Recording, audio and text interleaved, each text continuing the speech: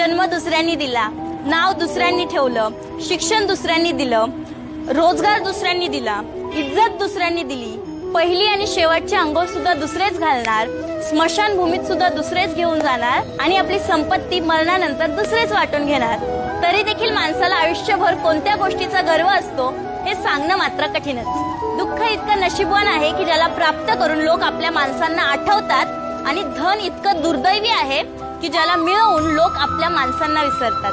विचित्र आहे पण सत्य आहे. माणसाच्या शरीरात 70% पाणी असून जखम झाली की रक्त येतं आणि माणसाचे हृदय रक्ताने बनलेले असून हृदय दुखावले की डोळ्यातून पाणी येतं. 385 आमदारापैकी एकाही आमदाराचं पोरग मिलिटरीत नाही.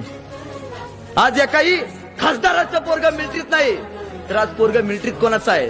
ज्याचा बाप दिवसभर शेतात कामाला जातो आणि ज्याची आई रात्रीचं कालवण सकाळी गरम करून खाते. त्याचाच पोरगा ताईनं आज रायफल घेऊन देश सांभाळतो.